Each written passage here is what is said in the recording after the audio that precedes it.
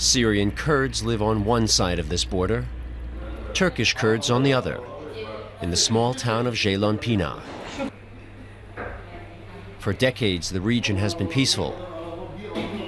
But now civil war is raging on the Syrian side and the violence is spilling over. The windows of this cafe were shattered by a grenade fired by Islamist militias. Now its Kurdish owners, the Algachs, want to give it up. They come from Chechnya, from Afghanistan, Serbia, and who knows where else. The Kurds on the other side have a right to defend themselves. For weeks, the militant Islamists of the Al-Nusra Front have been battling Syria's ethnic Kurdish minority, with the Turkish side occasionally caught in the crossfire. The Algachs have done what they can to repair the damage. We've been living in fear for months. We could be hit again at any time. These groups aren't far from here. We know that for sure.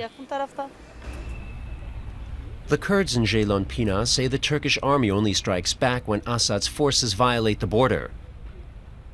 They've never fired a single shot against the Islamist militias, even though the damage they've wrought in the town is plain to see. Trains haven't been stopping in Ceylanpınar for months because of the constant exchange of fire. 5 people have been killed in Ceylanpınar alone. Many in the town are convinced that Turkey is actively supporting the Islamists in their campaign against Syria's Kurds, who want an autonomous state. Ankara, which this year agreed to embark on a peace process with the banned Kurdistan Workers' Party, or PKK, now fears the situation will fuel the aspirations of its own Kurds for self-rule. With its withdrawal from Turkey, the PKK took the first steps. But the government hasn't done anything yet. What's even worse is that it's getting involved with the Kurds in Syria. But we Kurds stick together. If any of us are under attack, we all feel it. Personally, I have dozens of relatives in Syria. So what's going on there has major repercussions for the peace process between Turks and Kurds. The Turkish government rejects any suggestion that it has ties to Islamist militias in Syria. But 3 weeks ago, footage was shot of fighters who could belong to the militias taking delivery of army boots from Turkey at an official border crossing. They didn't like the fact they were being filmed. Another photograph shows a politician with the government's ruling AKP party talking to an Al-Nusra fighter. This resident of Ceylanpınar says it's evidence that the Turkish state is behind the attacks on Kurds on the other side of the border. He wants to remain anonymous because he fears for his son's life. Like many other Turkish Kurds, his son has gone to Syria to join the fight against the Islamist militias. He was injured a month ago, but he recovered. It's been days since I heard anything from him. The fighting continues. Initially, after the start of the civil war in Syria, our Kurdish brothers were unaffected. But then what does Turkey do?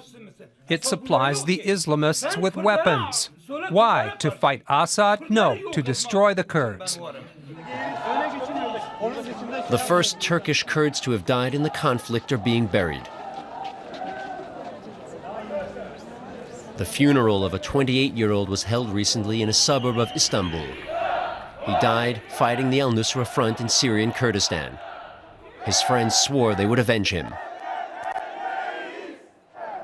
Our friend went there to support them in their fight. If groups such as Al-Nusra continue to attack the Kurdish people, then many more people will go there to fight, not just from Turkey. The shops in Ceylanpınar shut as soon as it gets dark. What with fighting on the other side of the border, few people venture onto the streets after nightfall.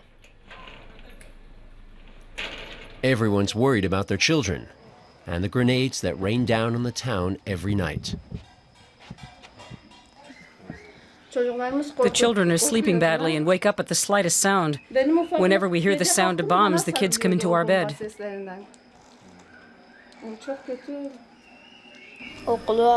I've stopped going to school every day. A lot of the teachers have moved away because they're afraid.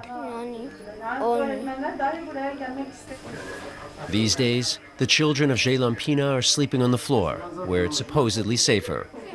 The town they live in is at war.